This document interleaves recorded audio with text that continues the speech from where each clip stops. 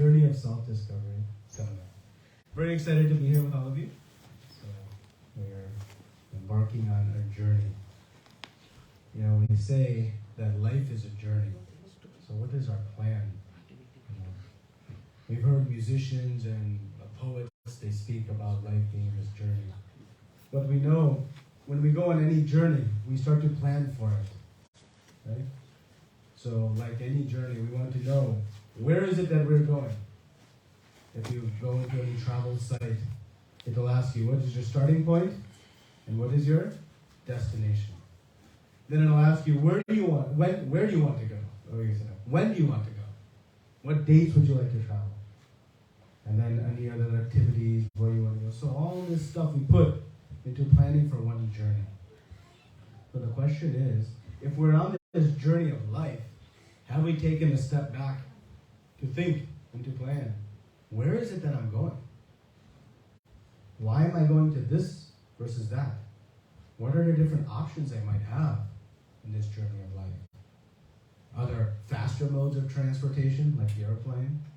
Is there first class, business class, economy class? What are the different scenarios that we can plan for in this journey of life? So this seminar is going to help us begin to plan. You know, for a 1-week vacation, we'll spend weeks and weeks and weeks and months planning. But for this journey of life, how much time have we taken a step back to think about these types of things? So this is what this seminar is about, and I look forward to taking this journey with all of you. So, just to begin, just for context, I'll give you a little bit of background on myself, a little introduction, so you can have some context of where I am speaking from. And I look forward to hearing the same in time from all of you and getting to know each and every one of you and your journey and your background and also what your plans are as well. So I began practicing a spiritual life. I would say I became introduced to it in my childhood. In my teenage years, I was born in the U.S. I was born here in Michigan. And my father was an engineer, studied at Wayne State, and then settled here. And it was a pious family, but not a spiritually oriented family per se. And as I entered my teenage years, I had an older brother. My parents started to think, maybe a lot like some of you, we have a wonderful kids program going on. So as we know, we want to give something to our children. But then my parents thought, well, if I'm going to give to my children, I better understand something too, so I can answer their questions and maybe help them along. And so like this, my family began to practice spiritual life. And I began to study the Bhagavad Gita. I would go to classes every week and learn the in-depth philosophy of this Bhagavad Gita. But candidly, being a teenager, a teenage boy, growing up in this area, trying to understand this culture, or Indian culture, spiritual life, it was a bit of a challenge.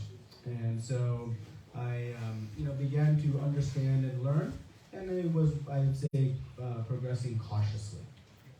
I entered university. I went to the University of Michigan. I pursued a degree in business and finance, and I continued to practice spiritual life while obtaining my education. And then I went out to New York and worked in Wall Street and had this high-flying finance job, and was thinking, wow, this is the epitome of life, flying on private jets and staying in fancy hotels and having big meetings, and it was a fascinating time for sure. But I kept coming back to seeing that everybody around me, they might have had great wealth, great power, and moving things, but they were still not finding that peace. They were just always on angst. And I thought, this is not where I want to go in the future. And so I made my way back to Michigan ultimately. Along the way, I got an MBA at Northwestern University. I studied there in Chicago. And settled back here in Michigan. This is my home. My wife and I are both from the area. And that's when, this was kind of the early 2000s, about 20 years ago, I really started to practice a spiritually centered life. All the roots I developed as a youth began to apply the principles of the Bhagavad Gita had taken 6-7 years of my career, and tried different things, and realized that ultimately, it is the teachings that I learned long ago in this Bhagavad Gita that was really going to give me the peace and happiness I was searching for. And coincidentally, I would say not coincidentally, but by the fact of how this works, as I begin to practice, Krishna consciousness, and we'll talk a lot about how to practice this in a practical way in the final seminar, the final session, because this philosophy is great if we can apply it. If it's some theoretical, abstract set of ideas that's not practical for who I am in my current situation, then it has limited value. So we're going to talk about how each of us can apply it in whatever circumstance we may be in. So for me, this application became very practical while I was pursuing, continuing my career in venture capital, private equity, kind of a finance type track, and began to practice very sincerely. And I was finding great results. And there was a great correlation that I found between, as I continued to practice more and more deeply, I also found more and more career success. And it was really remarkable because, the business teachings you learn from the Bhagavad Gita and Srimad Bhagavatam are extraordinary. From leadership skills to time management, stress management, all the things that corporate America is trying to teach, they're prolifically explained in our Shastra in very wonderful ways. And so I found this great correlation between my spiritual life and my business life. And I've carried on a few different careers. I ran a company that had about 30 dental clinics in Michigan and Illinois. I was the founder of that business. And I'm now pursuing some other business ventures. So while pursuing that, I work to create a Krishna conscious centered life, a spiritually centered life. And I think that's the beauty of this practice, is that it is not about, spirituality is retiring to the forest and practicing some intense austerity that is not really practical for most of us, at least not for me. But it is about how we bring a spiritual orientation into everything that we are doing today to enrich all the different activities of our life. And that has been my journey. I've been teaching this seminar for over a decade now. I've been teaching the Bhagavad Gita for more than that. I really have a passion for sharing this knowledge. I studied the Bhagavad Gita, the Srimad Bhagavatam, all of our Shastras in some intensive study courses at a university, and now enjoy sharing it with everyone, and including all of you. And I also do teach in my professional career. I teach at the University of Michigan. I teach a business course there. So teaching is a passion of mine. So hopefully through this journey, we'll have a good opportunity to interact with each other. So that's a little bit about my background and my journey, just to give you some context. And this session is meant to be one, to be thought-provoking, to answer your questions, but also to inspire new questions. And so at the end of every session, we're going to have a fairly lengthy question-answer session. So please, you have pieces of paper in your folders. You're welcome to, on the back side, write down any questions you have. You might forget them. I can assure you, if you have a question, at least 10 others in this room has the same question. So don't be shy. And I can guarantee you one thing, you'll never offend me with any question. So don't feel like any question is unfair, inappropriate. If you disagree with something, no problem. Feel free to bring it out if you agree with whatever. But ask your questions, because I want this to be an open dialogue where we can have good insight. If you ask a question during the slides, I may defer it, depending on if I'm going to come to that topic later. But you're welcome to ask it also in the interim. But we will have a dedicated time at the end. And at the very end, I'll forewarn you, we do have a quiz, a little fun quiz. It's multiple choice, so you have a 25% chance of getting each one right. But we'll have a little quiz that everyone will do. We'll digitally do. It's kind of a fun way to wrap up the session. So it'll reward those who are paying a little extra attention. So shall we begin our journey? Everyone ready? Everyone can hear? If you can't hear, you can raise your hand. I told that joke earlier and it laughed. I got more. All right, so we're 2 for 2. All right, let's begin. So this seminar, it really is built on the teachings of the Bhagavad Gita. it contains the essence. The Bhagavad Gita is the essence of all of our Shastra. If you take all of our Vedic literature and condense it, Lord Shiva considers it the essence of all Vedic Shastra. And this is the Bhagavad Gita. He says, Ekam Shastra. Let there be one Shastra that we all read. And so it's a very practical understanding. And this was spoken 5,000 years ago on a battlefield. But what's interesting is Arjuna is in a position that many of us are in. We might have some questions about what is my duty? What am I actually supposed to be doing? How do I become free from fear, from stress, from anxiety? How do I find this everlasting happiness? These are the things Arjuna was asking for. And Krishna began to speak to him about how to find that. And as I mentioned, finding this is not about retiring to the forest on the banks of some river and practicing intense yoga. Because that's what Arjuna wanted to do, right? He didn't want to fight. But Krishna said, no, you do your duty.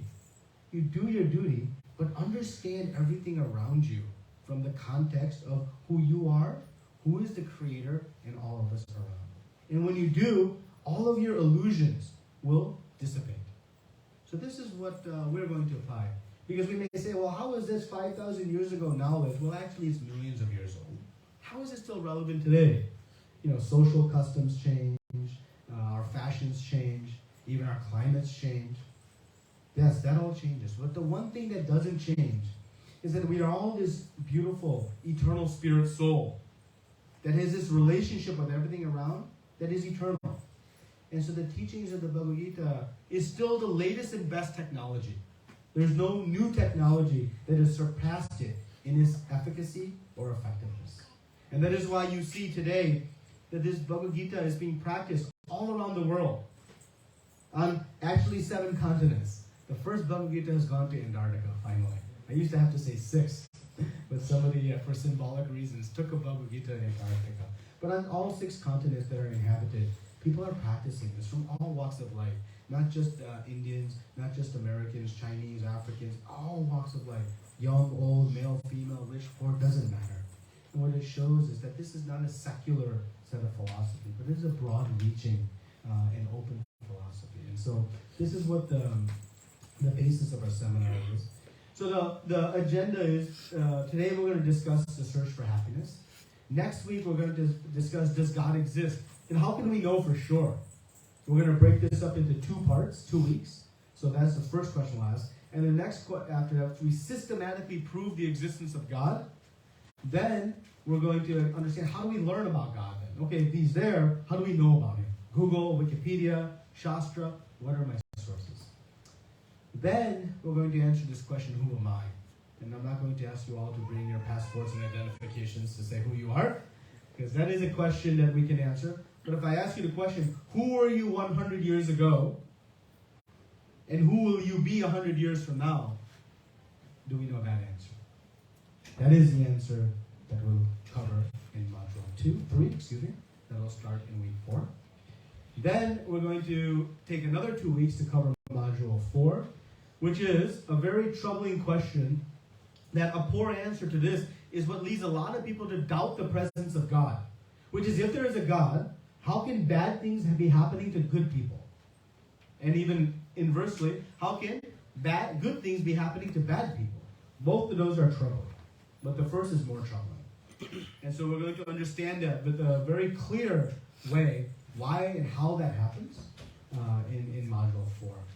And then we'll conclude with maybe the most important, which is, okay, after all of this that we acquire, what does it mean for me? How can I practically, in the midst of my family life, in the midst of my professional life, in the midst of my society relationships and responsibilities, how can I apply spirituality to it? And this is where we'll learn how to really reap the value of it. Because if you go to the doctor and you collect a lot of information about what your illness is, you run through a series of tests and diagnosis, and you get all the understanding of what's happening. And then you obtain some pills, some medicines to cure it. But then you take those pills and you throw them in the trash. What was the point of going to the doctor, running those tests, and acquiring all that information? The value in that is in the application of the cure. So similarly, we're going to acquire a lot of information, and its value will be realized as we begin to apply it in our day-to-day life. And we'll find how very practical it is. Okay? So this is just some feedback from some who have taken this seminar before you, and I hope that we'll write more and more testimonials from all of you in your experiences. But one doctor told us, this seminar changed my life. I live a more morally responsible life. I've never been a better father and husband. I'm sure many wives are hoping for that one. I've never been happier in my life. I've become a more successful doctor. The seminar taught me how to stay focused personally and professionally. It's helped me overcome anxiety and dramatically reduce my stress. I stopped overthinking. Anyone guilty of overthinking? I know a lot of us, right? The class purifies my senses and opens a real truth. It leads me to good practices.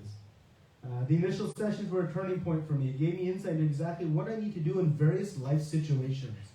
Anybody gets curveballs thrown at them in life, unexpected situations? We all do. How to deal with them. That's what this seminar is going to teach us. So these are some of the experiences, and we hope, again, we'll write many new ones as we all journey together. So this is the beginning of today's session.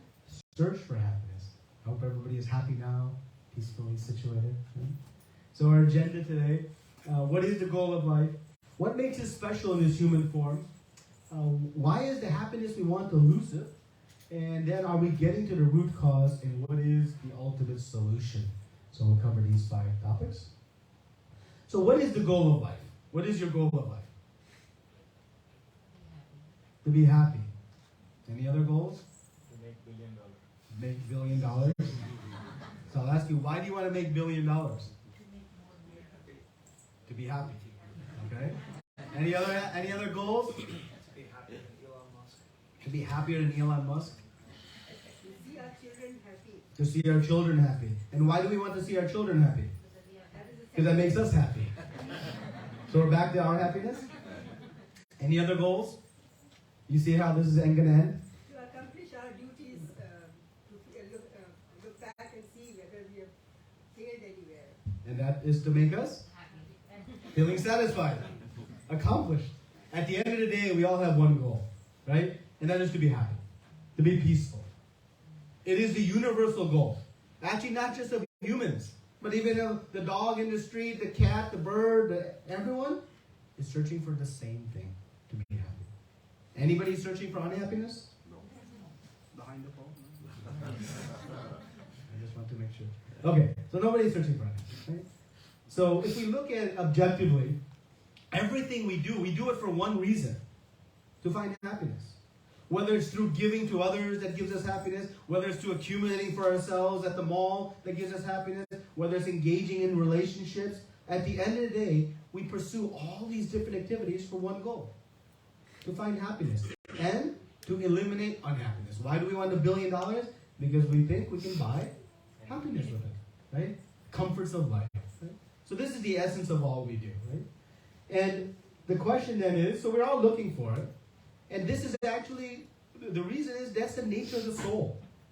The soul within all of us is pleasure seeking. So that is our natural tendency. That is what we should encourage, right? But the question is anybody happy 100% of the time? No distress, no anxiety, no fears, no setback? No? Even 50%? We say it's tough. If we're objectively, we see that it's not quite there, right? So the only thing in question is we all want it, but why are we not finding it, right? So we were working very hard, trying, but why is it escaping us? So that's what we'll explore. So first, before we do that, we have to understand what is our unique position in this human form of life? Something we often take for granted.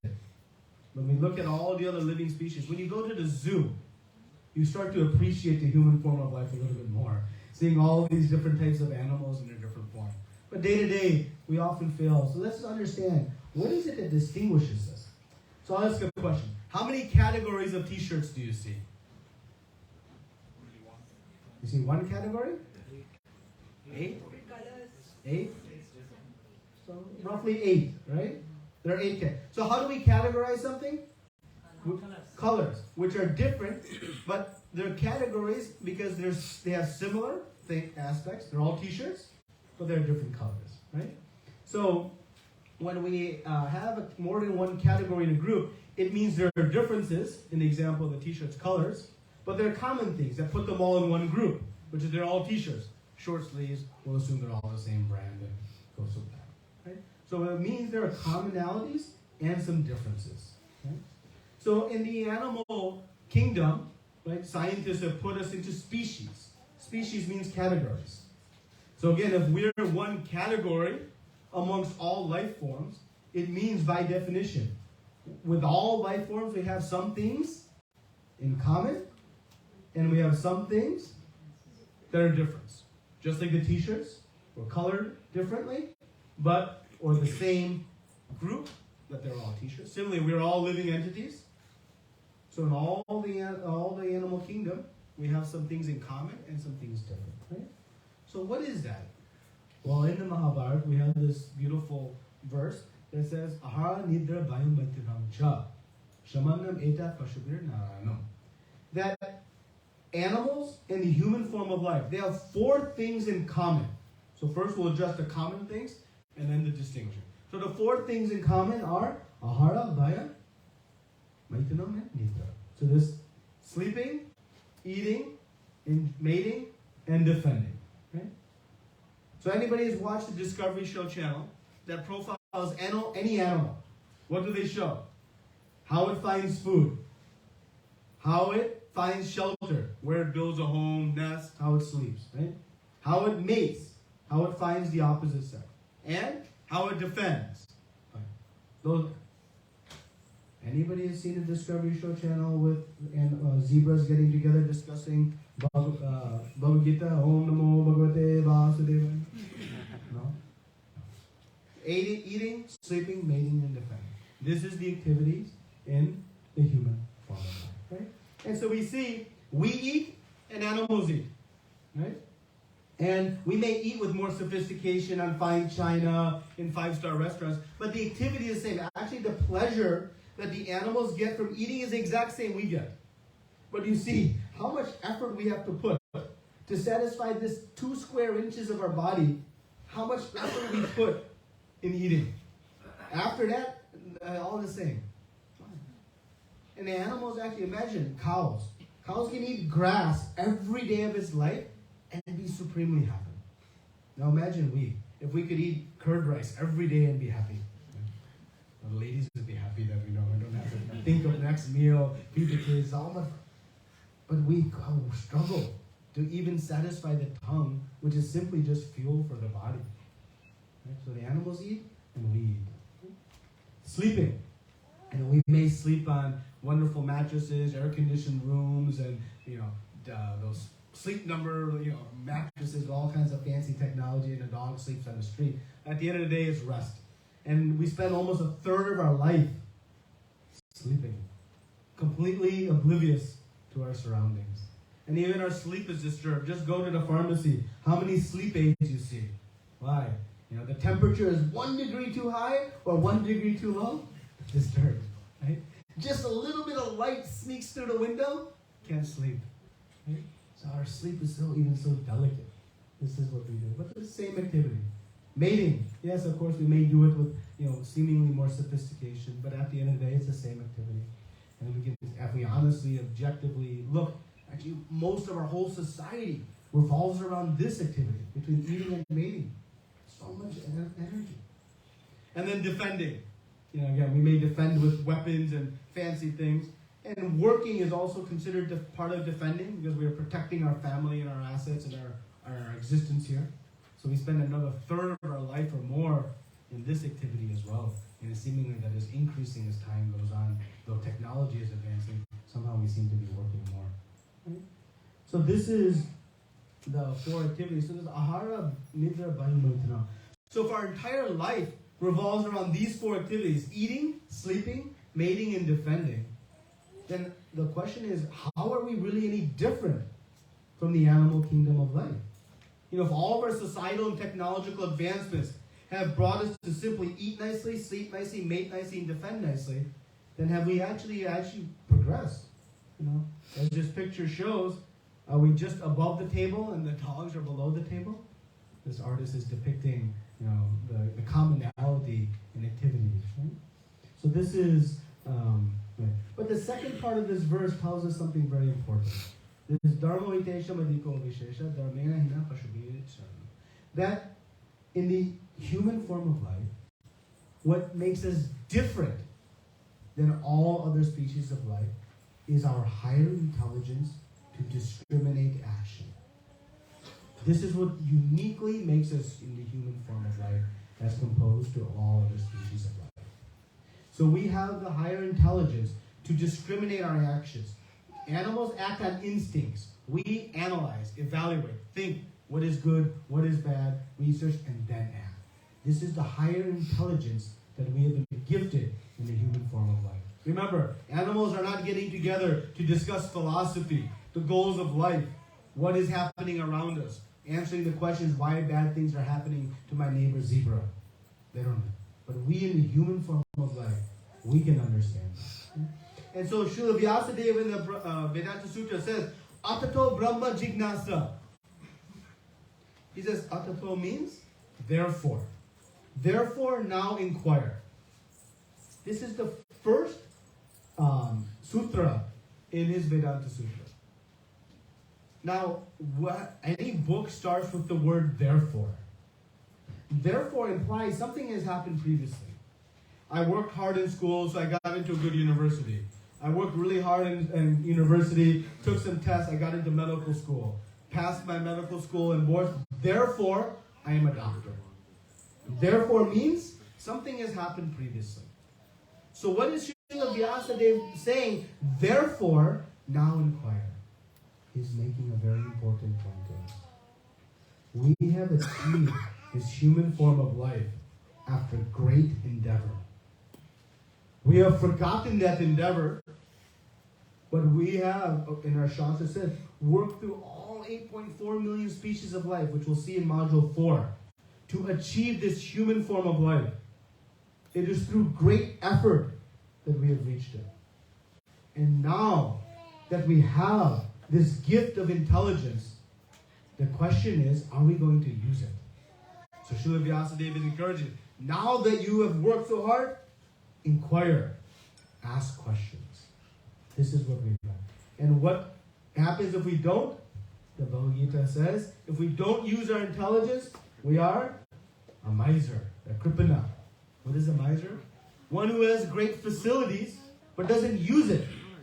They have great wealth, but they live in a very shabby and impoverished way. Not austere, but integrated. This is a miser, right? We tell our children, you have a gift, don't waste it. We don't want them to waste it. Well, we have been blessed with one gift in this life, in the human form of life. And that is this higher intelligence. And so now it is up to us to decide how we are going to use that intelligence. You know, in anything we do so much analytical research. Right? To buy a house, how much research we do. To buy a computer, to buy a simple phone, how much research we do. Have we done much research into what is this journey of life? Where am I going? Why are these things happening? Why are these things that I want not happening?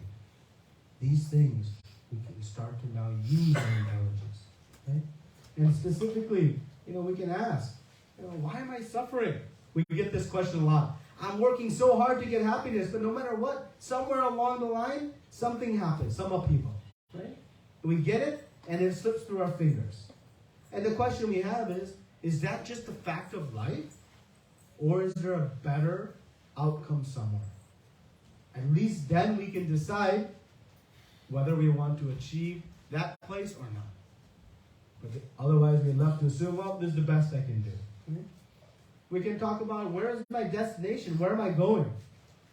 Imagine someone's driving down the freeway, 100 miles an hour on 696 in a beautiful red Porsche. The police officers pull him over. Say, sir, my man, why are you driving so fast? Where are you going? And if the person said, I don't know, just driving, they might get put in jail for being crazy. But isn't that sometimes what we're doing? We're going through life, million miles an hour, week after week, month after month, year after year. But if we take a step back and say, where is it that I'm going? What is my goal? What is my real purpose? I know my immediate duties, go buy groceries, take out the garbage, take the kids to this program. But what is my long-term goal? So these questions we can start to ask. Why am I here on this planet? Is there life on another planet? I don't know. What do our Shastras say? Why was I born in this family and not that one? Why here and why not there? Why do I have these features and somebody else has something else? These questions we can start to ask and ultimately bring us to, can I find this eternal peace and happiness that I want? Because otherwise, if we don't, we're being very miserly with our intelligence. And if we're just going to use our intelligence to eat nicely, sleep nicely, mate nicely, and defend nicely, then are we really any different than well-polished? So let us talk now a little bit about this happiness we're searching for. Right? So we said is our overarching primary goal. There actually is no other goal. Yes, we have intermediate goals, but it always ends in why? To be happy, to be satisfied. Right? So I'll ask a question I'll probably ask every session, just to make sure. Anybody woke up this morning wanting to be unhappy? No? Okay. So far, nobody has ever raised their hand in the decade plus we've been doing this, so the streak continues. Yeah, nobody wakes up saying, I want to be unhappy. Right? So let's see, what kind of happiness do we want? What are some of the characteristics? What kind of happiness do we want?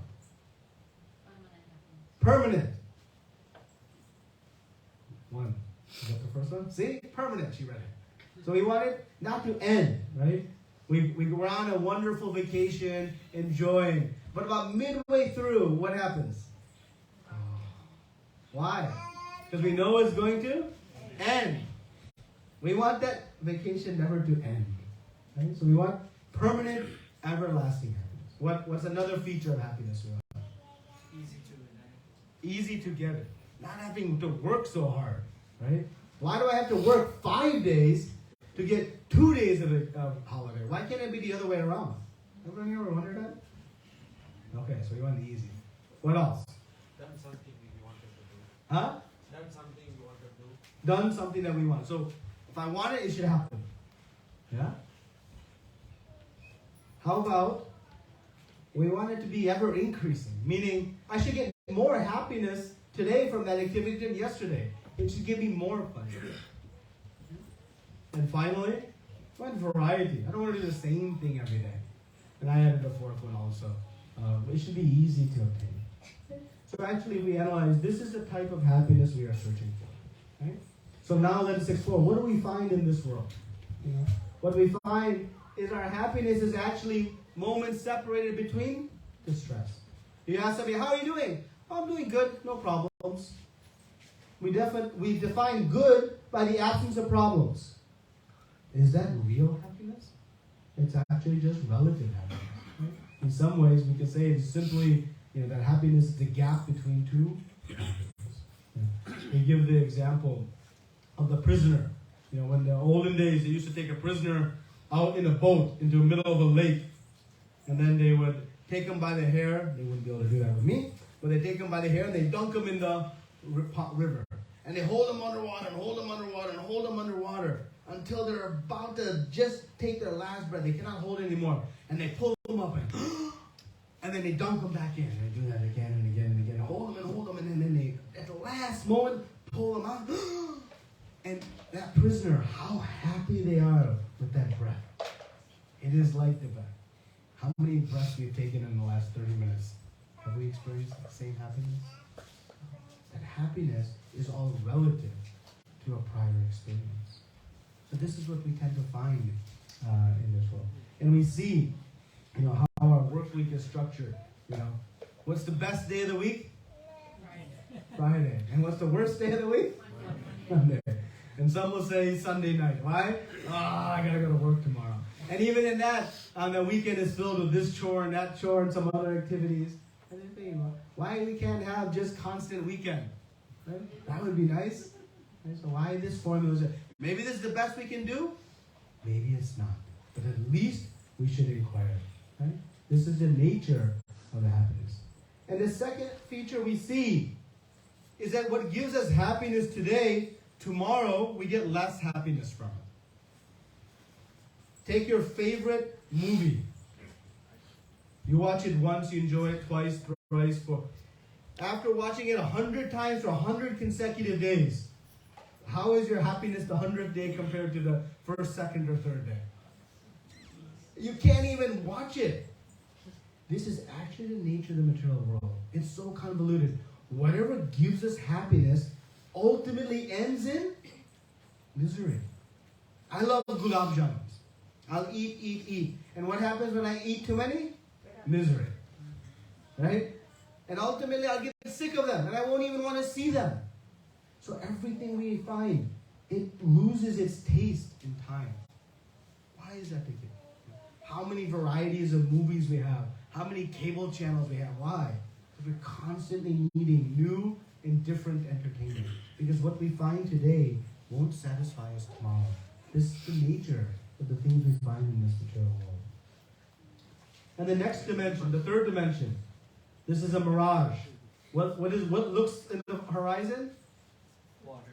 But is there really water there? See, we convince ourselves, okay, I just have to get one more zero in my bank account, one more car in my driveway, one more room in my house, then I'll have happiness. I'll have everything I want. And what happens when we get that one more, whatever we decide? We're happy? We're all set? Content? We want more. One more. One more never ends. Just as you keep walking towards it, you never get closer to it. You know? We grew up in a shared household, many people living in a room. We say, I just want one day my own room. And we go off to college and we have our own room. And then after some time, I just want my own apartment. Then I'll be happy. Just my own four walls. I'll be happy.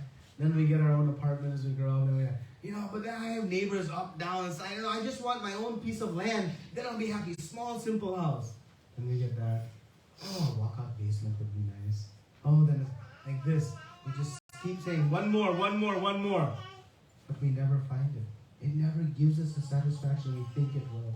And so this is the nature of what we find. And finally, the last point, how hard we have to work. To get 2-3 weeks of vacation, we have to work 50 weeks a year just to try to enjoy a little bit. And even that leading up to the vacation, we're working so hard to clear our desk so we don't have stress and anxiety. And then even on vacation, we have to think about this activity. I hope it doesn't rain. I hope the tickets for this doesn't sell out. Like this, so much effort is there.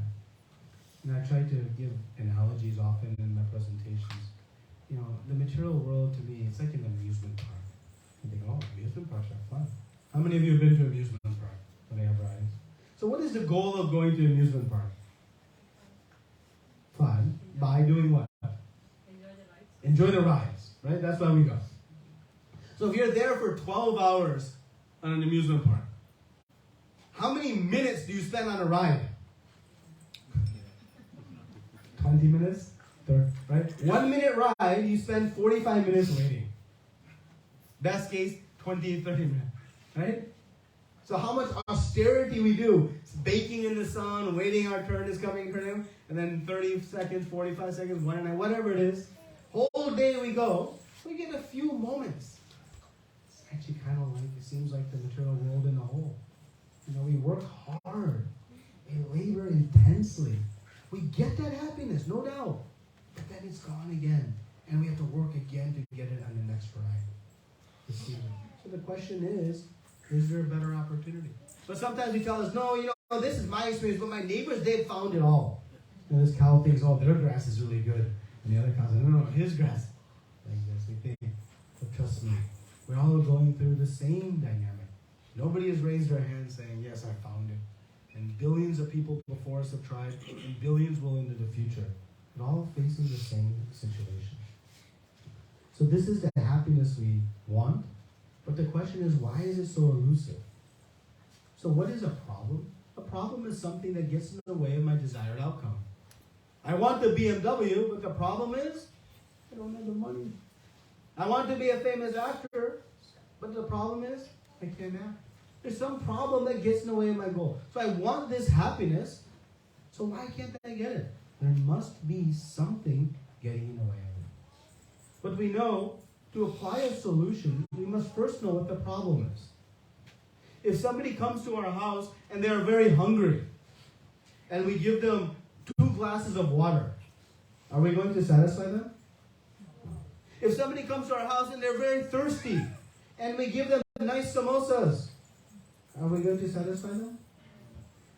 Because we're applying the wrong solution to their problem.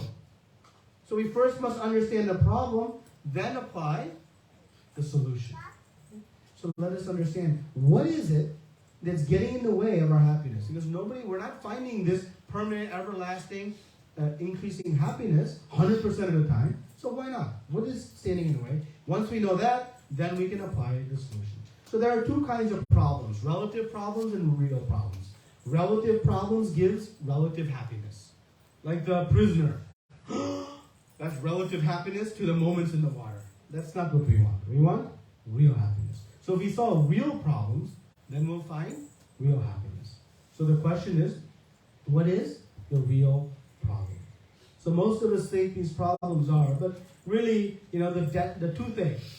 Having owned dental clinics, I can relate to this. Toothache is a problem for you, but it's profits for me. That's not a real problem. One man's food, another man's poison.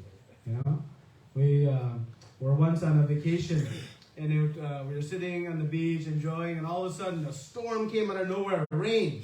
Everybody ran. And who was happy? The little shop market who was selling these overpriced, flimsy umbrellas. People would pay whatever, because the rain came nowhere. My problem, someone else's benefit.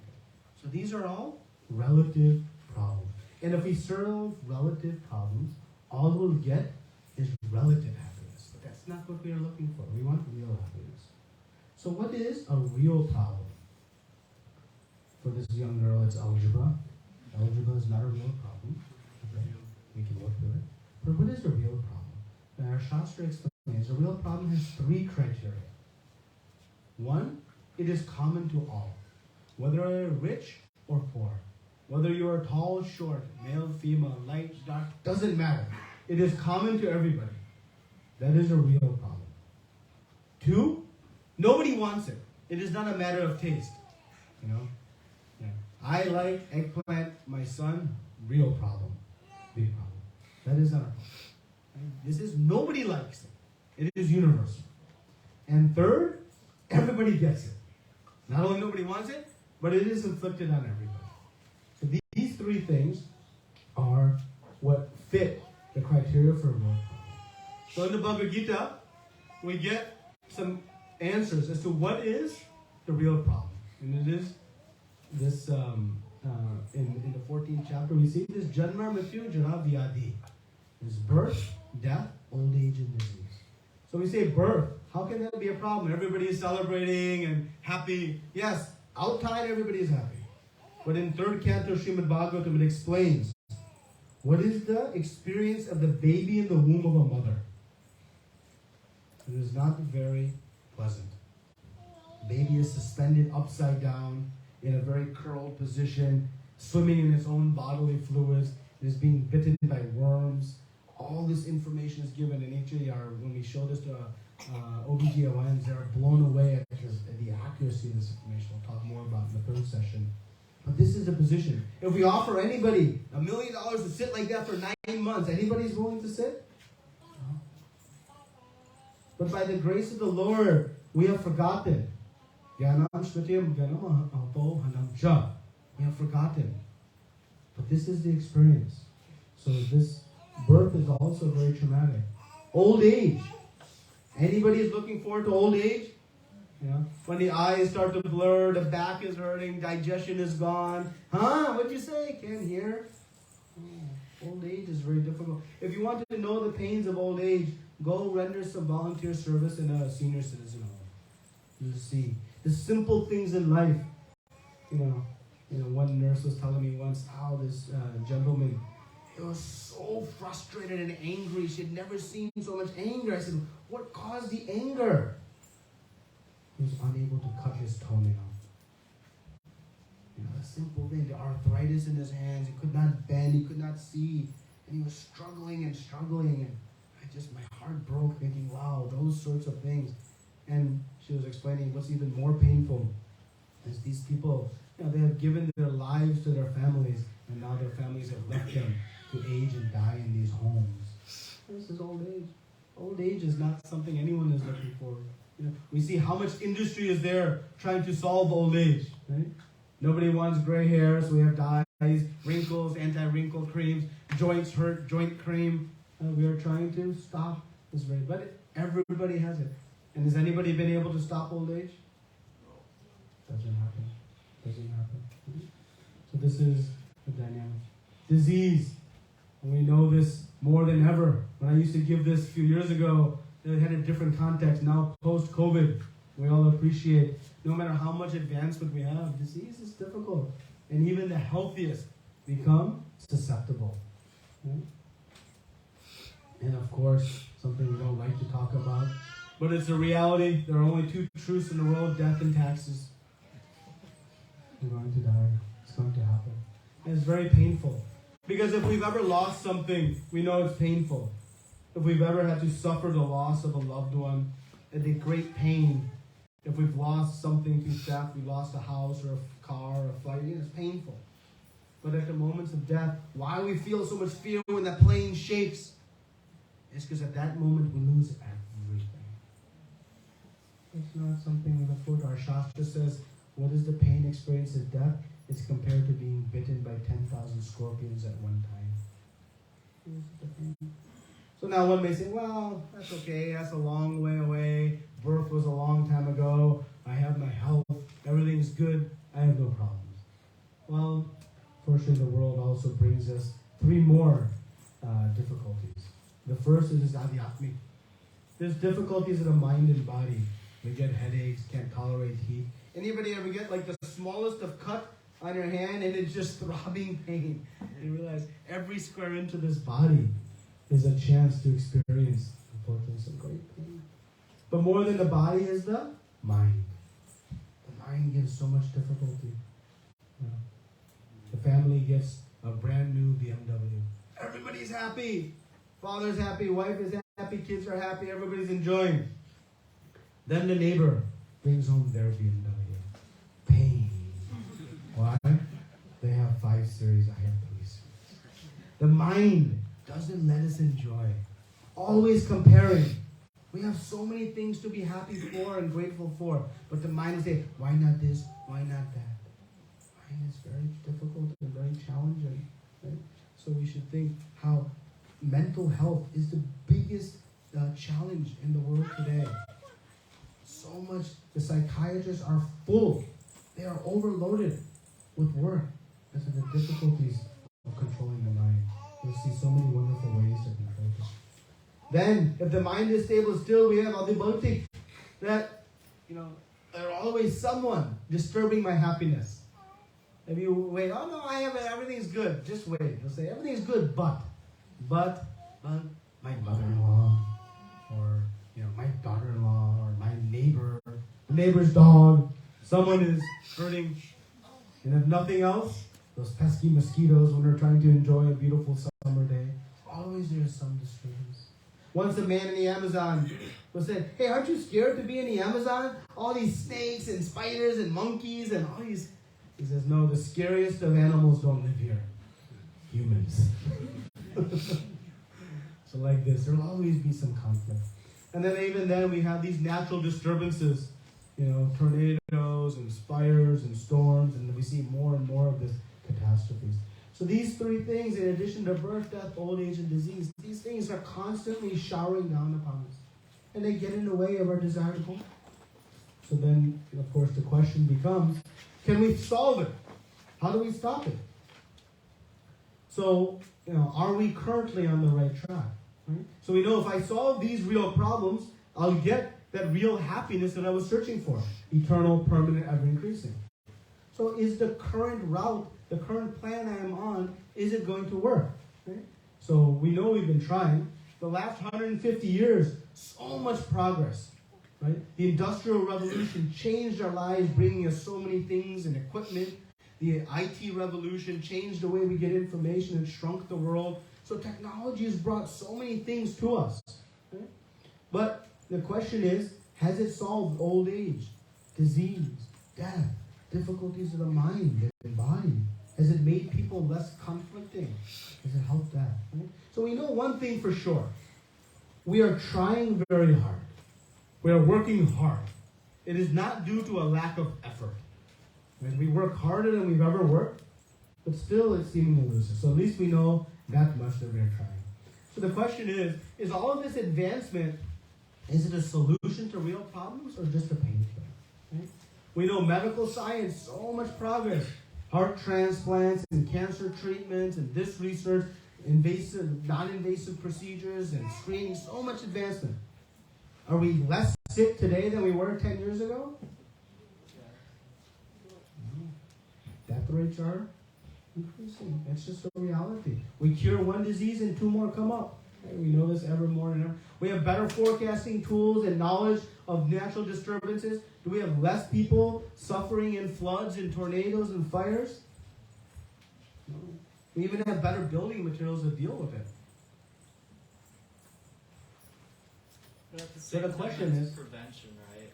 So if we look at it from like a medical standpoint, if we're looking at diseases that affect us, and we say like, yeah, we're the same amount of sick, we have the same amount of sick people that we did 10 years ago.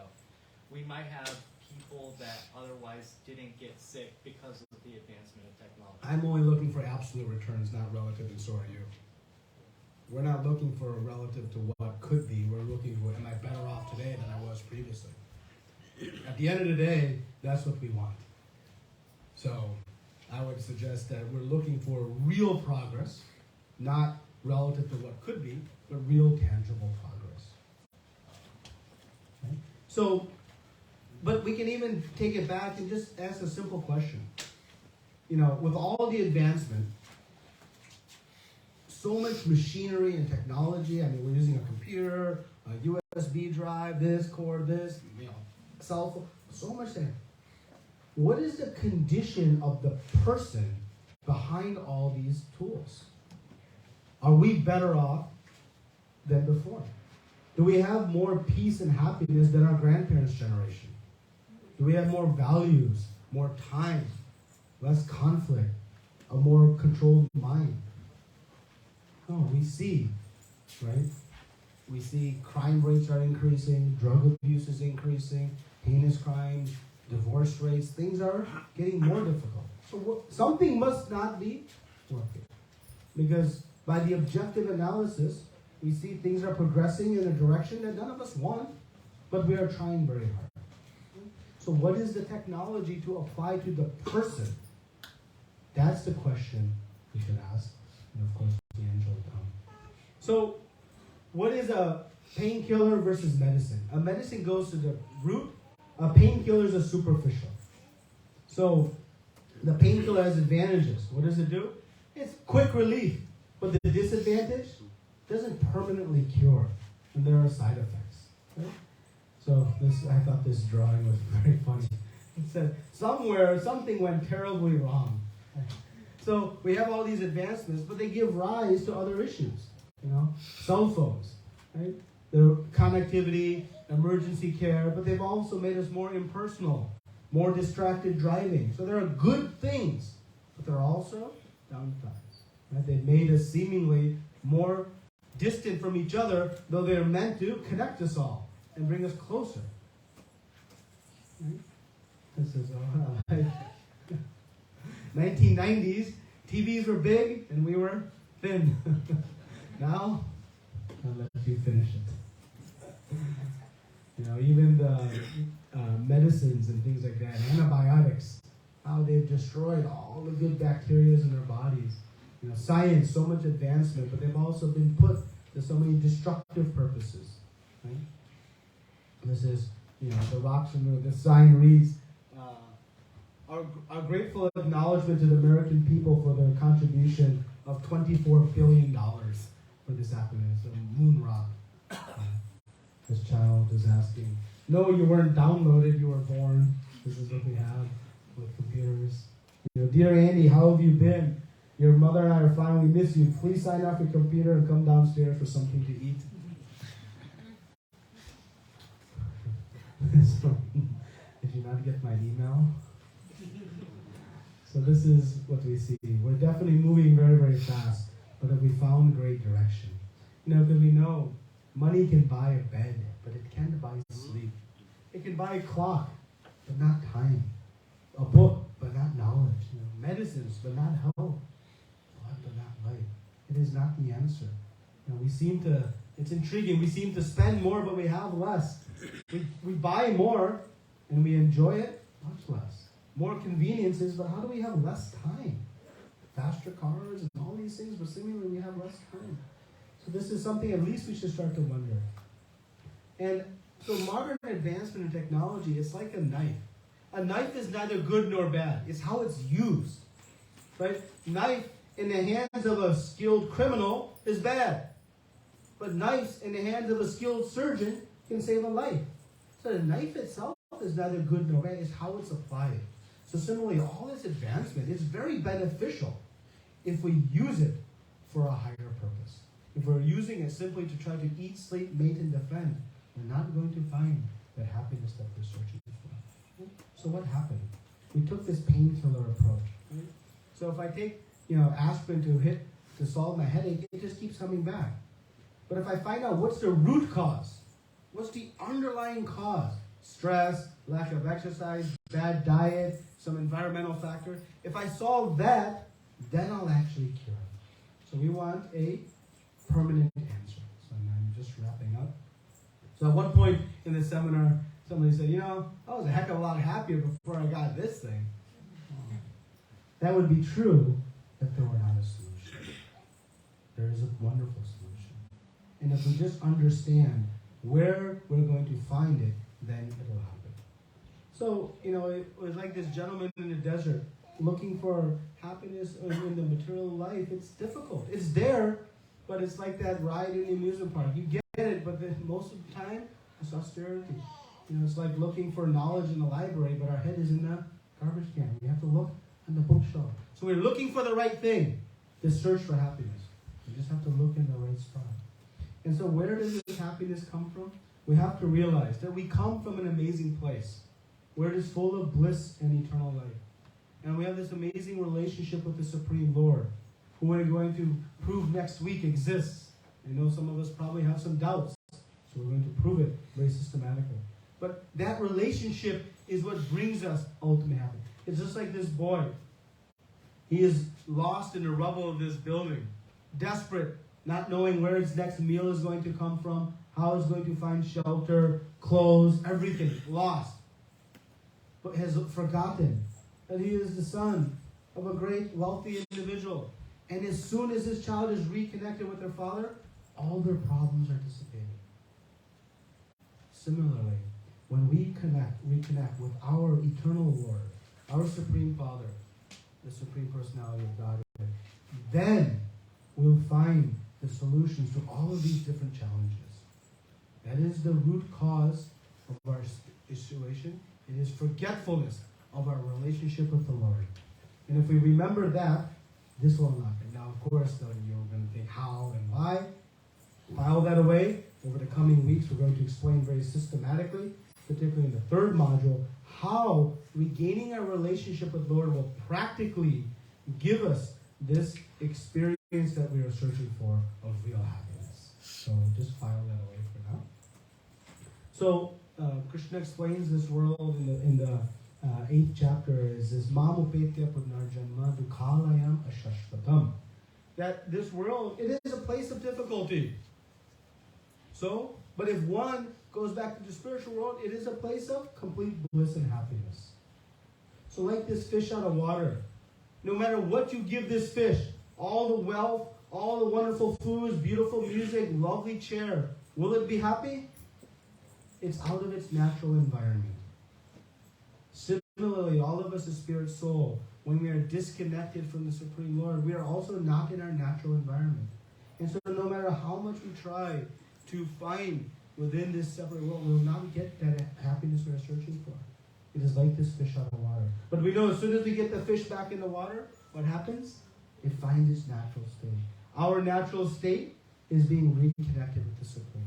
And again, in the third module, we're going to explain this in more detail and understand why that is actually about. Because otherwise, we'll be on this wheel, walking, looking for happiness, but never getting there.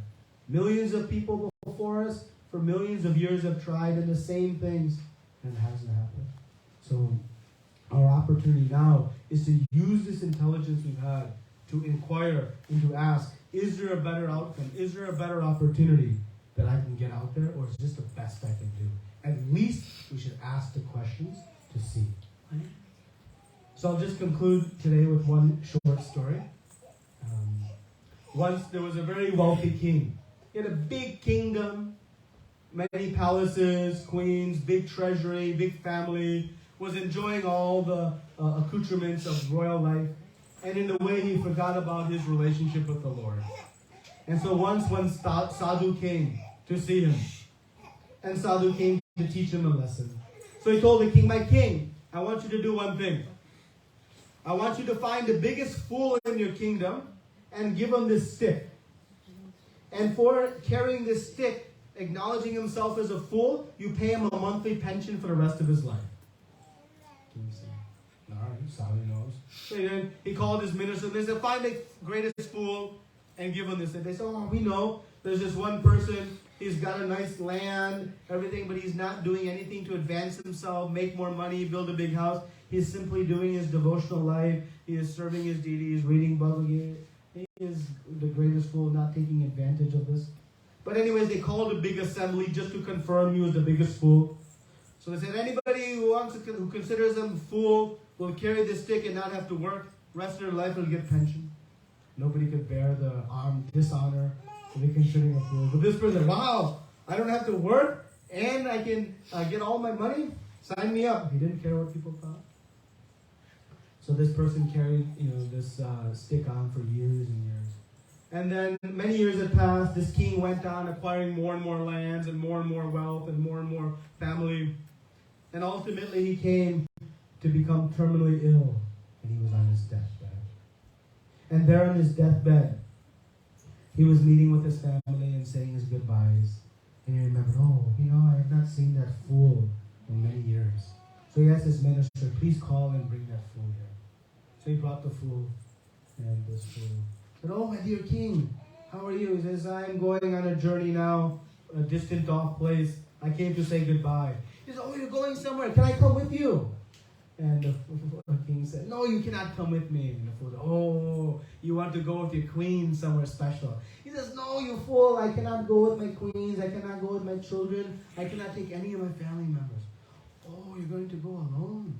At least let me arrange a nice horse and carriage so that you can, be comfortable. He says, fool, I cannot take anything with me. Nothing? You're going on your feet? Then at least take some money from the treasury and some foodstuffs from the kitchen. It's fool, enough of this. You don't understand. I cannot take anything with me. And the fool said, this is a great wonder, king. Up until just a few days ago, you were spending your whole life acquiring more wealth and more kingdoms and more queens and all these palaces and everything. And you're telling me now you have to leave it all behind. The king said, enough of this nonsense. Listen, I appreciate your work in carrying this stick. So now I want to ask you that you can be relieved of your duty. You'll continue to carry your pension, but on one condition. What's one thing? That I want you to find a greater fool than you and just give them the stick. He said, really? I just have to find a greater fool than me? And the king said, yes. And so the fool said, okay. And he extended his hand with the stick to the king. He said, what? You think I am a fool? And the fool said, yeah. He said, oh, how can you call me to explain yourself? He says, you just told me. You spent your whole life accumulating all these things, and now you cannot take even a single gold coin with you. All these things you've been doing, you knew this journey was coming that you're about to embark upon, and you have made no preparation for it?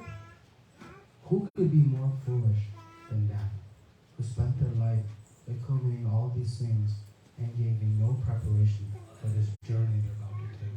And then the king understood what that sadhu was trying to teach him many decades ago. That this life is a journey, and we must prepare for it.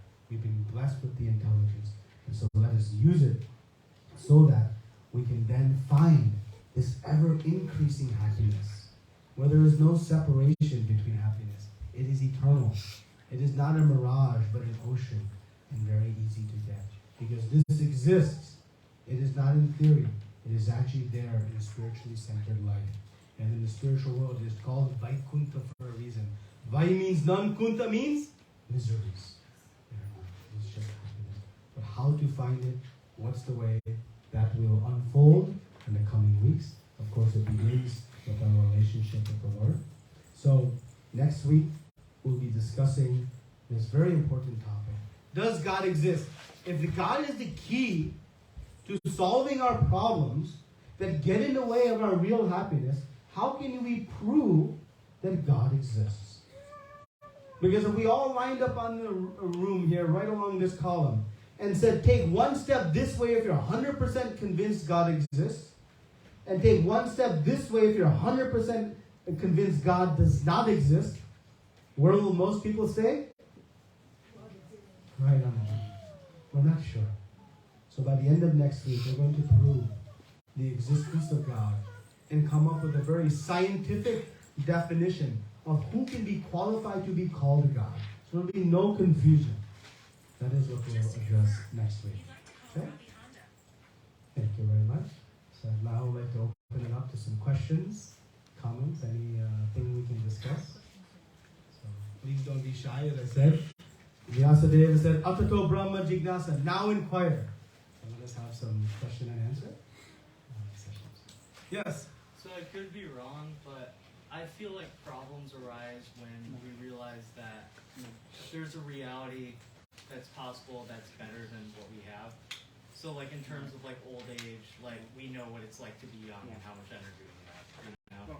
But I don't know, that kind of conflicts with what I think about birth, because when we're a fetus or an embryo and we're floating around inside like our mom, you know, we don't know what the outside world is like. That's like, we don't know what it's like to be outside of that place, what it's like, what a better life Sure, I understand.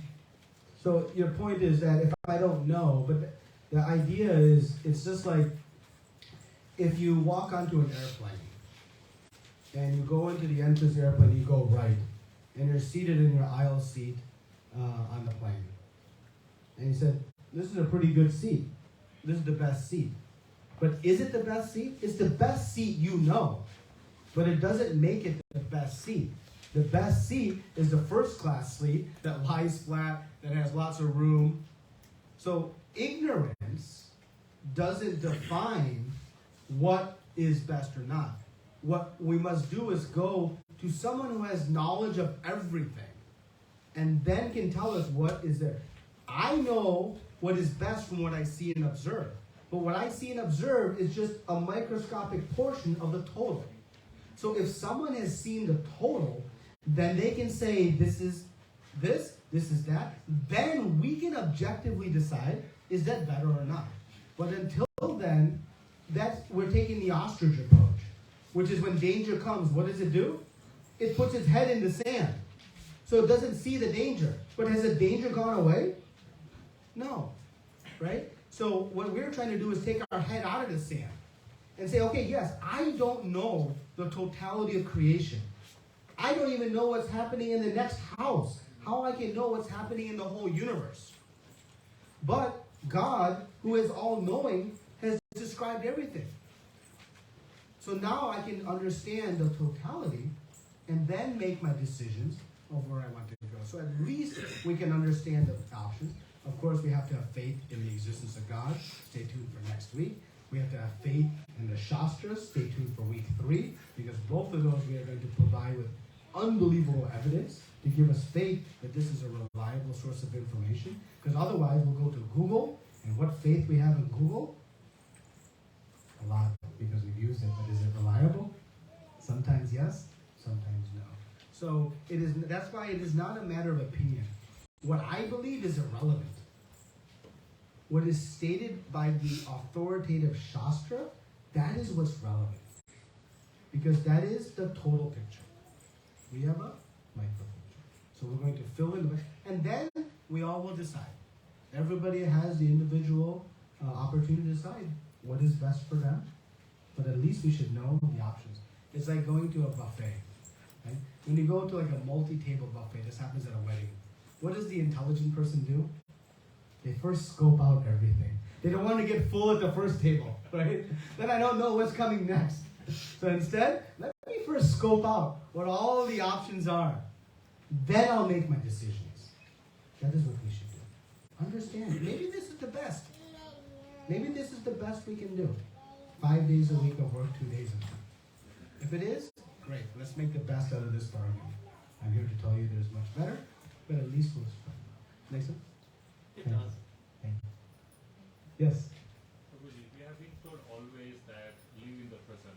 Live in the present, yes. Do whatever the happiness gives to you. So why do you think the person need to find the ultimate happiness? Well, the living entity, all of us as souls, we all are looking for happiness. So why do we live in the present? Because we are not trying to hanker on the past of what could have been and what should have been. Even living in the present, we are looking for happiness. Because that is the intrinsic nature of the soul.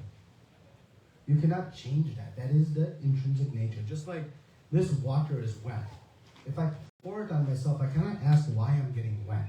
It is the nature of water to make something wet. Similarly, the soul, it has this intrinsic nature to be pleasure-seeking. And it actually is a good thing. Who doesn't want to be happy? So the only question is how to find it. So living in the present is a good way to detach us from the things we cannot control. Right? So we often stress about the things we cannot control. Oh, it's going to rain tomorrow. It's going to rain tomorrow. What good is that stress going to do about it's going to rain tomorrow? It's not going to stop it from raining. So instead, just deal with it. And so that's the idea. That gets us only so far. But then we can see and go beyond that and understand again, is my purpose in life simply to eat, sleep, mate, and defend? Or is there a higher purpose? And what I'm here to tell you is when you start to practice the higher purpose of life, which is reconnecting our soul with the Supreme, you will feel a tangible experience of satisfaction, of happiness, of contentment. Because if you didn't, you wouldn't practice. If someone says it's good for you to go to the gym, you go to the gym, you go to the gym, you go to the gym, and nothing's happening, you're going to say the gym's broken. Why am I going? We need results. So the practice of spirituality will also give us those results. And so that's why we'll ultimately continue searching for this. And what you'll find is when you find your happiness, you'll also become contagious. It's not a selfish endeavor. It's actually a community endeavor. I don't know if I answered the question or not. Do you have a follow-up? No, my thinking is that why should I care for tomorrow if I'm happy today? And I have everything what I want, so why should I care? I'm just asking in general. So do you think like that? You can, but realistically, that's being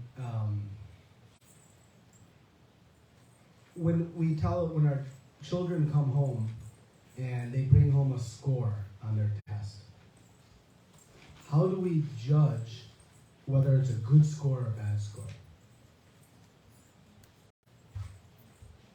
Let me ask you, how should we judge? Not typically we judge by what the neighbor's kid got. That's the bad way. We judge what's the potential of our child, right? And how well did they do up to their potential? Yeah? If they did the best of their potential, no matter what the score is, we should be happy and celebrating. If they did less than their potential, then you could have done more. We should have realistic understanding of the potential, but that's an objective one. So similarly for ourselves, what is the potential of our happiness? And where am I today? So I might be satisfied, but the question is that the fullest I can be? And if you are fully content and fully happy, congratulations. That might be. But ultimately, we can go further and beyond. And if we want it, stay tuned.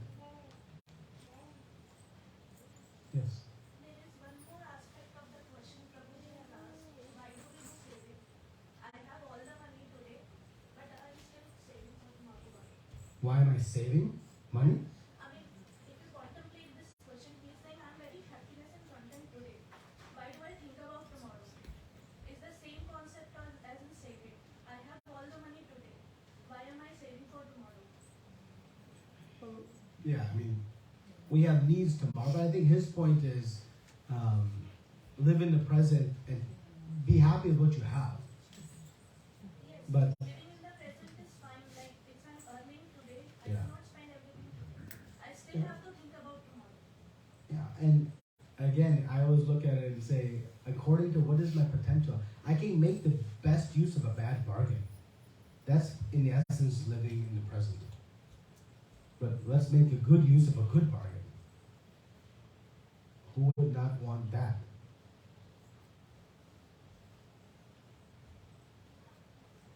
So, Shri Prabhu, thank you for giving such an Hmm. enlightenment, in this lecture today. But my question is that sometime when you're in trouble, you're going through a lot, in your lifetime, and people say, you know what, just don't worry about tomorrow. Just take one day at a time, just one day at a time. What does it mean? Well, it can be sage advice because, we can control the things that we can control. Right? And so we should work to control the things that we can control. We should recognize ultimately how much control we really have.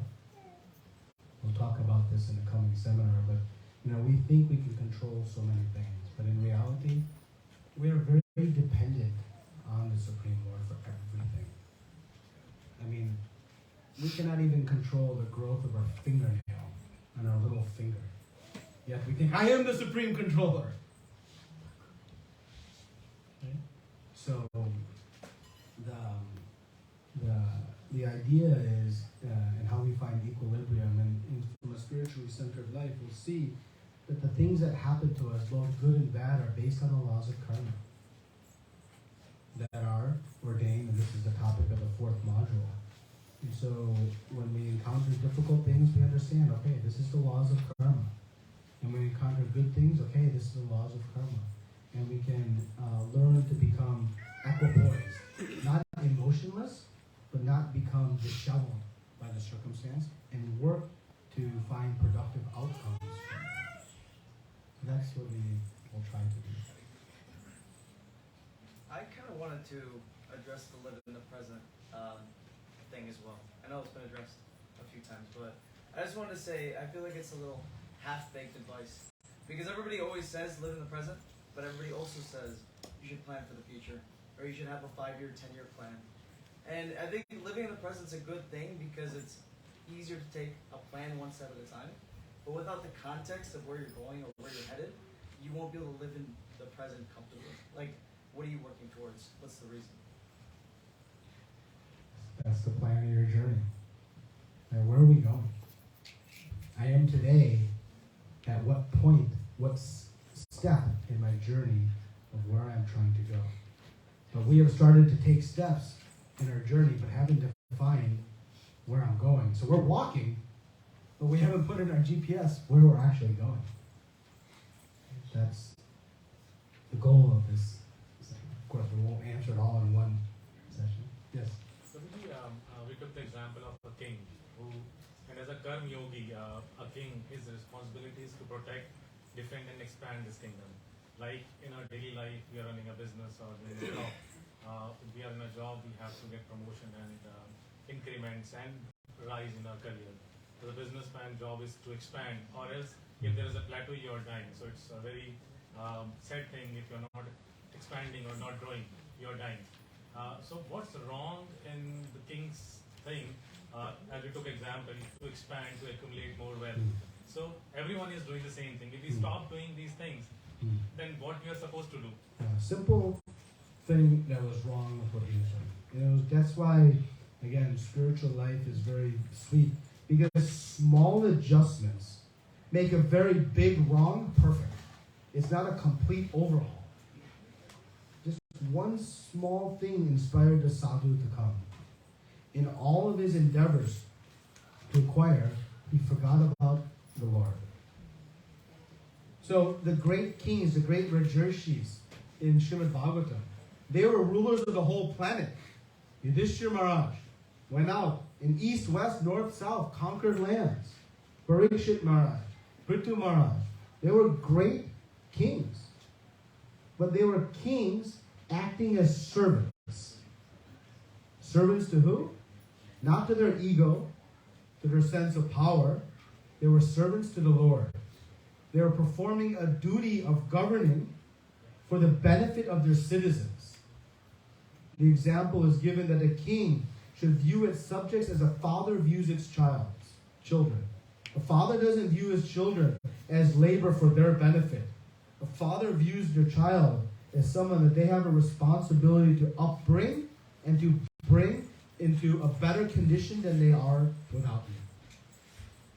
So this is how a saintly king works. So a saintly king will go out and rule and conquer, but not for the purpose of themselves, but as a service to the Lord and to society. So that is what the king was missing. That was it. The fault was not in the action, it was the purpose behind it. And we'll see this. In the battle of Kurukshetra, Duryodhana is shooting arrows and Arjuna is shooting arrows. Both are shooting arrows, but the outcome is very different. One is shooting arrows under the instruction of Lord Krishna. The other is shooting arrows under the instruction of their false ego. So thus the result is polar opposite. And that's why, again, spiritual life means making small adjustments to make profound changes. That's all the king had to do. And he would have been wise number one, not fool number one. We'll talk more about that in Module 5. What it means to us, because at least for myself, not a king. Yes? Do you think that the best form of happiness is derived in giving something rather than receiving? It could be material things, it could be shiksha, it could be vidya, just like you are giving.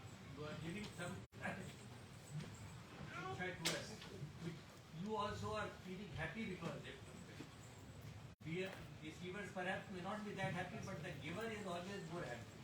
Do you think this is the best form of happiness? The smile you find that when you give something to somebody and the smile you notice on his face, that gives you the best happiness. So the soul, it has one eternal function. So I said it has one constitutional feature, which is looking for happiness. It has one eternal function, Sanatana Dharma, and that is to be servant. If you see, the most powerful person, we're always serving.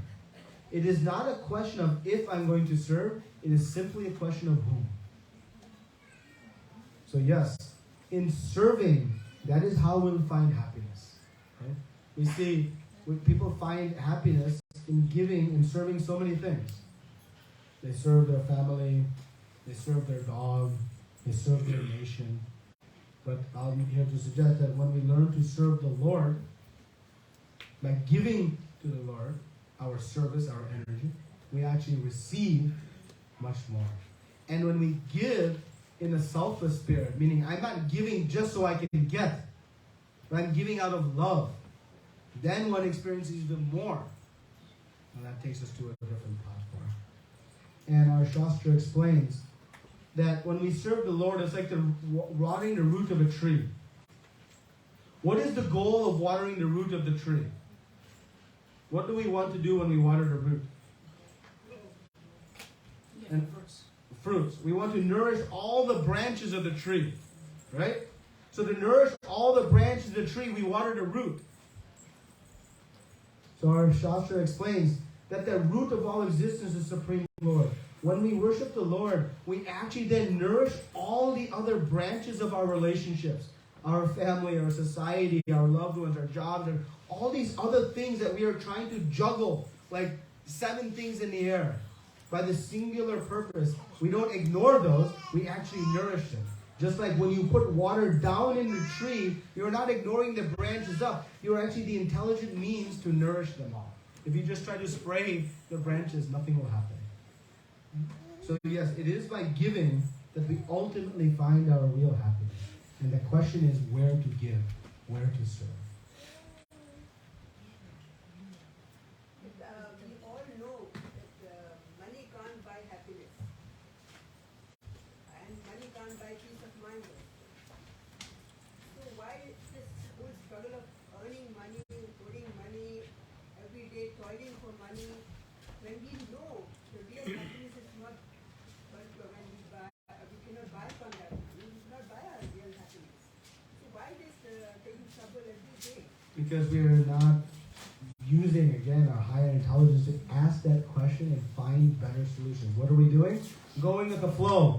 My neighbor's doing it, so I should do it. Think about it. We do so many things that we know are bad for us, but we still do it. So many things. On the pack of cigarettes, it says, this product will kill you. We do it. We know that, I don't want to get into it. So many activities. We know. Why? Uncontrolled mind, uncontrolled senses, going with the flow. Right? So that is why we want to elevate our consciousness. No longer am I just going to drive because everybody else is driving. I want to figure out where it is I'm going. Money is a very valuable tool. So it is not that money is unimportant. We need money. We need practical existence. But the key that you're pointing out is money alone will not give us the happiness we want. It doesn't make money irrelevant. But it must be used like that knife. It must be used correctly, appropriately. Then it will give the desired outcome. Okay? So that's like all things in the material world. Everything we have, we can use it. But use it for the right purpose. Then we'll find the desired outcome, which is that experience of happiness. So you're asking a very good and poignant question that we all should be asking. But the reason we see, because how many of us are ready to stop and think and ask these questions? That's what we're here for. Yes. Thanks so much, Prabhuji, for presentation. Yes. As you mentioned, Prabhu, atato means therefore that something happened from our previous efforts. So the happiness and distress is going to come. And as you mentioned, the happiness is between two distress. For the future distress, which is unknown to me, I don't know what the distress is going to be. How can I prepare for the unknown distress? And how do I know if I am prepared for it or not? So how to prepare for the future unknown distress? If it's coming, what to do? So a couple of things. Krishna says in the second chapter of Bhagavad Gita, he says one should tolerate the happiness and distress like the changing of seasons. Right? Winter is coming. Right? What is the point of lamenting, oh, winter is coming, and becoming depressed? Is that going to stop winter from coming? No. Just tolerate it. Move through it. Right? So Krishna is telling, yes, we're going to get these things. Now the future holds, we don't know. But we know I'll be held accountable for all my past actions. But Krishna says at the end of Bhagavad Gita, Sarva dharma prityaja mamekam shanam vraja aham tam sarva papebhyo mokshanishmarasitaha. He says that when one takes to a spiritual life, they surrender to me, that I will free them from all of their past sins. Aham tam sarva papebhyo. So all your future sins, how to become free from them? By bringing the Lord into our life today. And then he says, Ma suchaha. Do not fear. Because we have fear. Oh no. What is in store? But he says, don't fear, my child. Just begin to practice spiritual life. So that is how we can prepare for the future, by actually unwriting through a spiritually centered life. We'll talk again about this in the 5th module, where we talk about how bhakti, devotion to the Lord, it eliminates so much of our past karma. The second question, Prabhu, how do I know I am prepared? I am practicing let's say spiritual activities to handle that distress, but how do I know that I am handling it or? Yeah. So how do I know I'm prepared? I'm practicing. So just like anything you want to learn, you must find a teacher. So Krishna says, Tadvini paripatena paripashne savaya putvekshanti teganam jnaninas tattva darshina. He says, if you want to make spiritual advancement, to obtain transcendental knowledge, you must approach a bona fide spiritual master.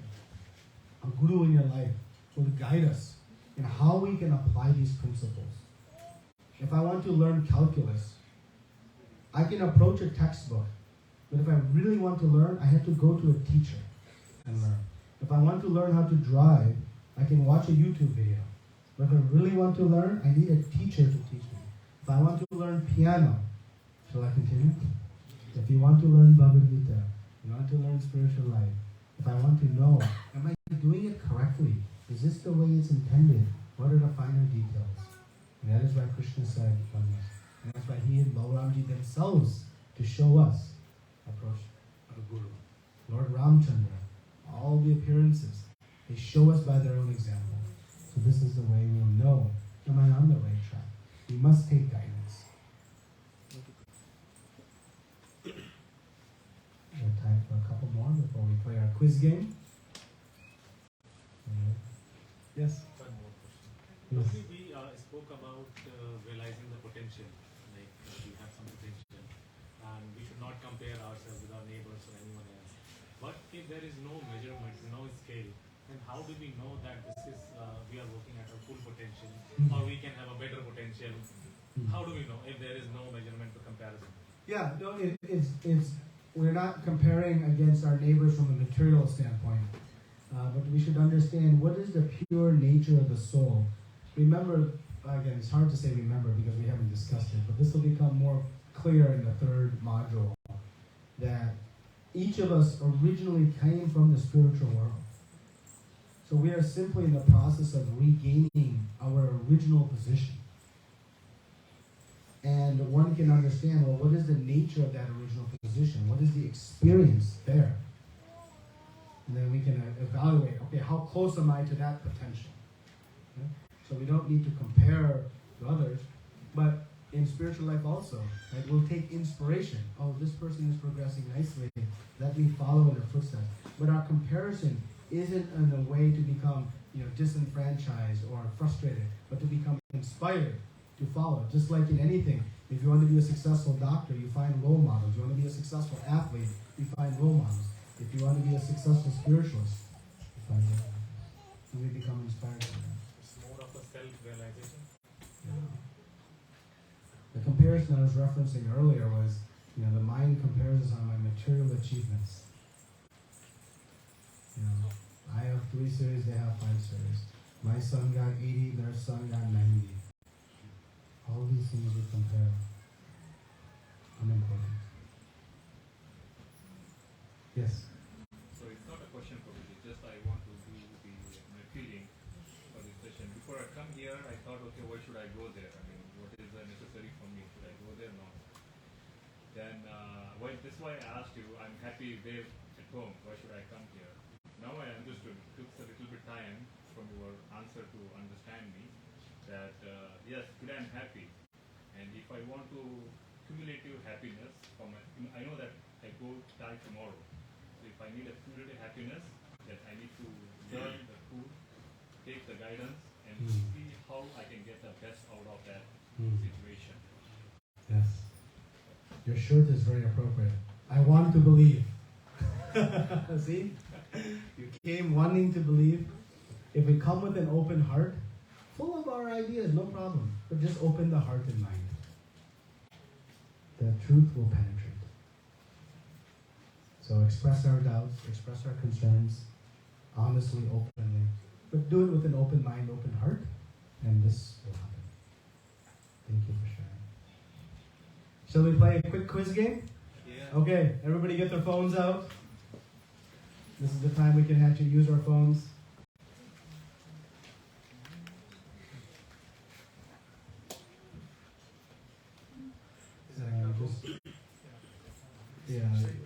It's a Kahoot game for anybody who knows that.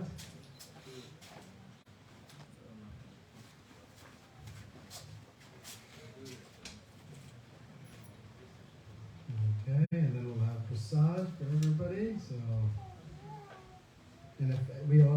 question and answers after. If anybody has more questions, I'll be here.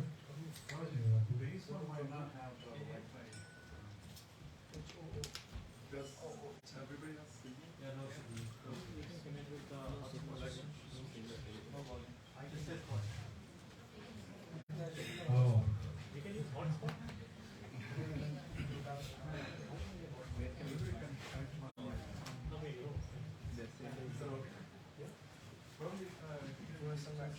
yeah.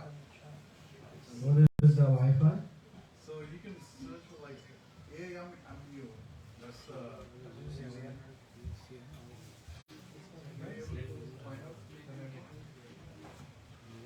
Everybody found the network? network is AMMU. AMMU. Yeah. Okay. Everybody ready? Password is 414 306 4814. I'll repeat, it's 414 So you're gonna go to kahoot.it is the website. 306 Oh, sorry. 4814.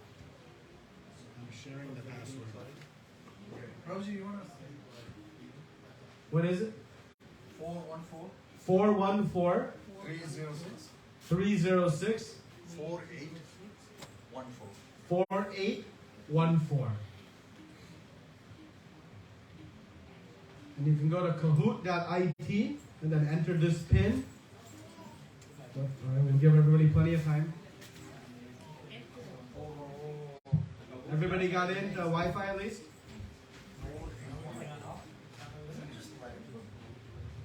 Did everybody got the password?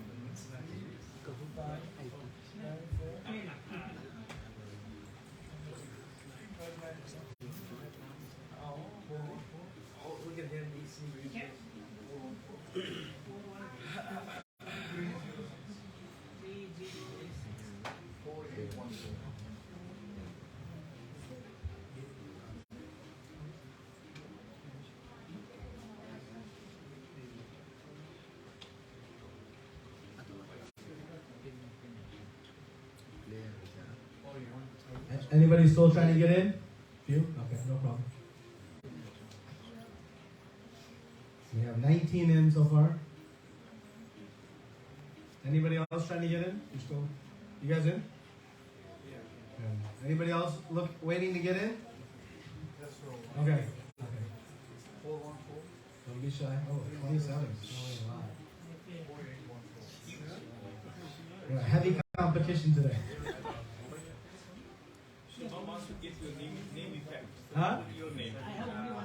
He wants your name effect. Oh.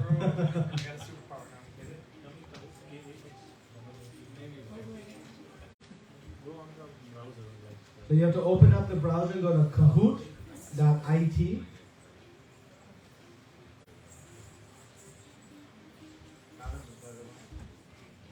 Everybody's name is on here. Who wants to play? Make sure you see your name on the screen or your code name.